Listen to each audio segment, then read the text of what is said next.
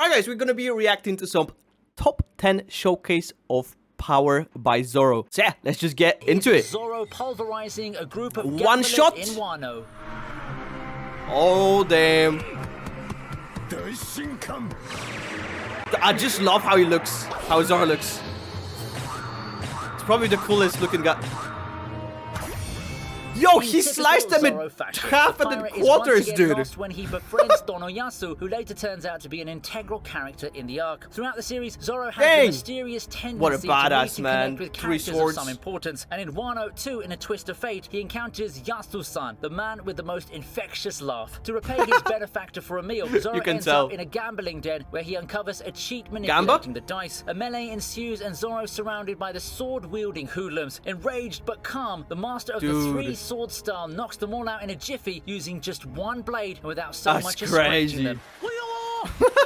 You literally tore them apart, man. Next up is Zoro's stupendous knife slash. This one too is in Wano. That's a cool dagger, man.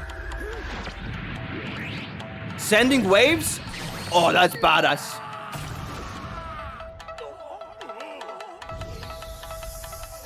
Wait, he literally sliced him.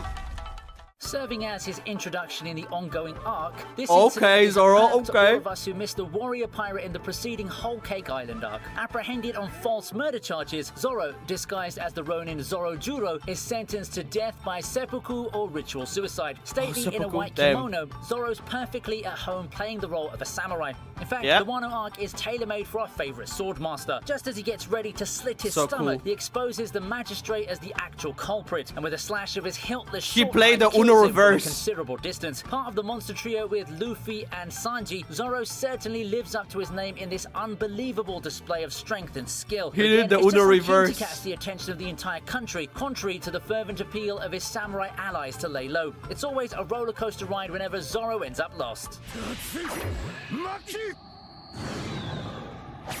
What? Yo, that is so sick. That dragon is not real though, right? Literally created a tornado, man. Right after slicing up a galleon ship in two, the demon pirate hunter faces off against Hody Jones, which is our pick for the 8th Zoro, man. Underwater as well. Jeez, dude. I'm starting to like Zoro a lot more. I knew he's a cool character, but... Straw Hats land smack in the middle of a coup d'etat in Ryukyu Kingdom. Zoro takes on Hody Jones, the captain of the new Fishman pirates, as his opponent. A great white shark fishman, easy Hody kill is for a him. powerhouse of raw strength and unmatched in combat, especially against humans. Now, earlier on in the series, Zoro had quite a tough time dealing with another fishman, Arlong, but 2 years of training under his rival and mentor Dracule Mihawk finally plays off. Hody, the perfect machine to test Zoro's skills, is left bloodied and unconscious. Fighting underwater while holding his breath and against a fishman to boot isn't something. Because he can breathe underwater, right? The fish guy, they have the ability to breathe underwater, right? Play against Hody shows that he is well on his way to surpassing Mihawk as the world's greatest swordsman. One sword now.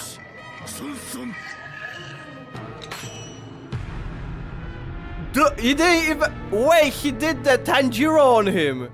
Lucky number 7 is none other than the picture. I mean, not Tanjiro, Zenitsu. He did the OG Zenitsu on him. Damn. Lucky number 7 is none other than the picturesque clash in snow-clad Ringo between Zoro and Killer. Sliced. Wait, is he fighting? Ooh, this got scythes for weapons. An intense battle with a demon-human hybrid called Yukimaru, Zoro's forced into an even more dangerous contest by Gamazo, an elusive manslayer in Wano. Gamazo, we now know, is Killer, a member of the Kid Pirates who has somehow ended up working as a hired assassin. The fight between two fellow members of the worst generation is nothing short of spectacular. A very Japanese duel between a troll guarding and manslayer. The speed and destruction are out of this world, to the point of changing the landscape. Their bloodlust is palpable. Even though Killer manages to stab Zoro with his scythe, no thanks to Yukimaru's interference, Zoro hacks him down with his next attack. It's plain to see here that Zoro has outdone most of his generation in the art of sword. He gets extra points for showing no hesitation to take on two capable opponents at once in his desire to protect the weak and the defenseless. That looks sick, man. Onigiri? Isn't that food?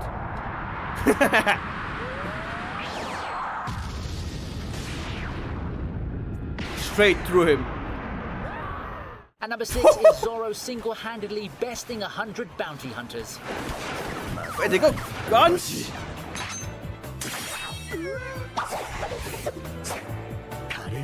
Oh, 100 of them? 100 of them.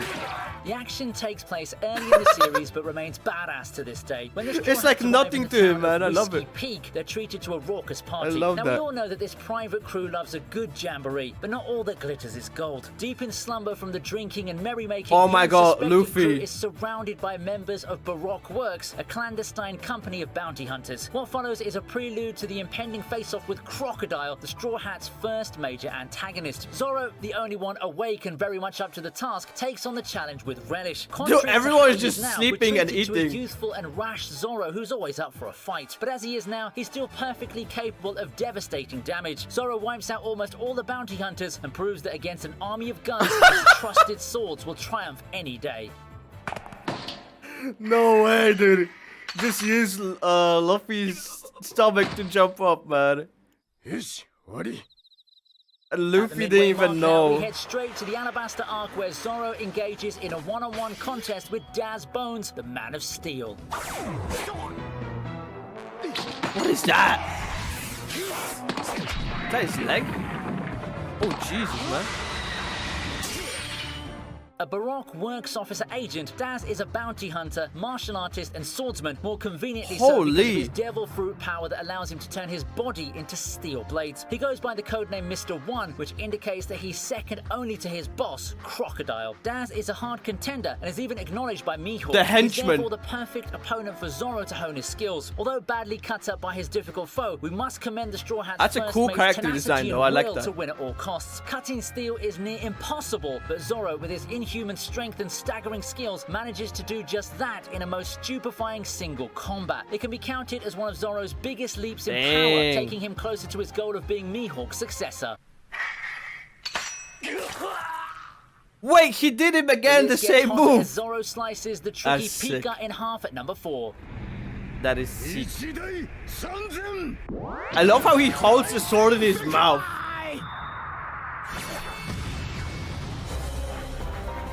Literally just cut through the world. In the Dressrosa arc, Zoro finds himself pitted against Pica, an elite officer of the Don Quixote family. Pica can assimilate with stone and has just transformed into a humongous stone golem, making him close to invincible. With innocent lives at stake, Zoro literally flies across the kingdom to get within striking distance of Pica and unleashes a fierce attack with his Haki-imbued blades. He not only manages to cut the stone monster in half, but continues to slice and dice until Pica's human form has nowhere to hide. This here is Zoro at his best. Intelligent, intuitive, dependable, and supremely cool. He's the kind of champion you want when your life is in danger. Thinking back to Dressrosa, Zoro's dismantling of Pica is surely a foreshadowing of what was to follow. Starting from that point, it's as if One Piece creator Eiichiro Oda was grooming us for Wano and Zoro's exploits in the land of the samurai. And boy, is it keeping us glued to our seats. I'm going Super Saiyan.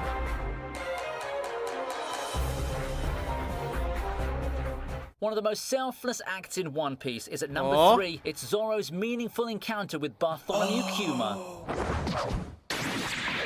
He's so fast, man. Is he the fastest character?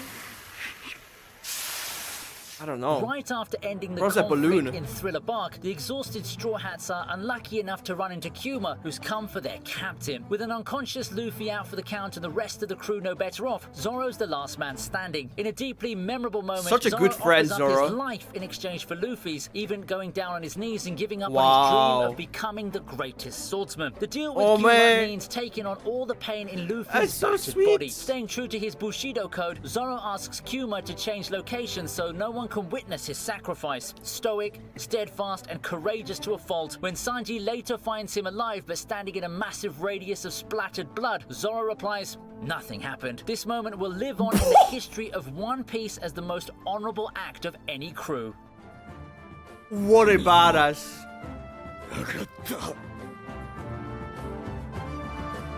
We're entering the big league now, and at number 2, we have Zoro stopping Big Mom and Kaido's combined attack at Onigashima.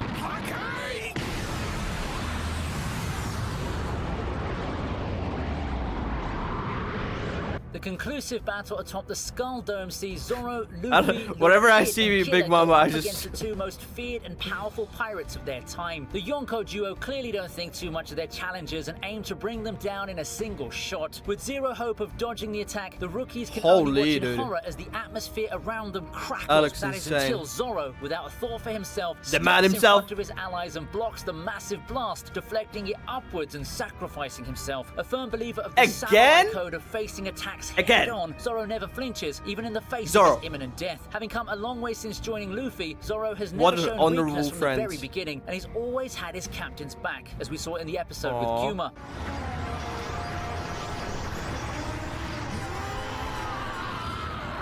I love it, man. I love honorable characters. And like loyal, you know. If Yonko's attack on his own wasn't enough, Zoro slashes Kaido and gives him a scar to remember for our top pick today. Damn. Oh, damn. Honestly, I like this animation, man. The power-up is sick.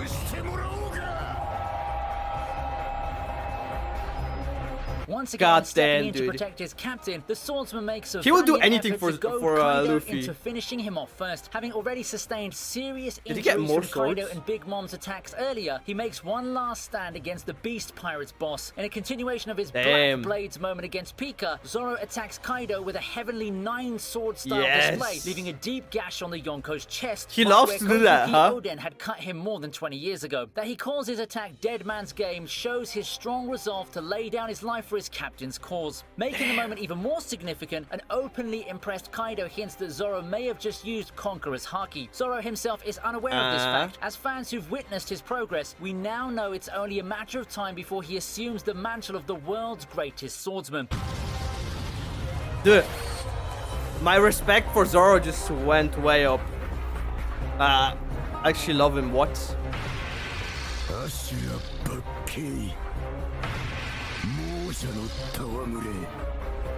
Damn.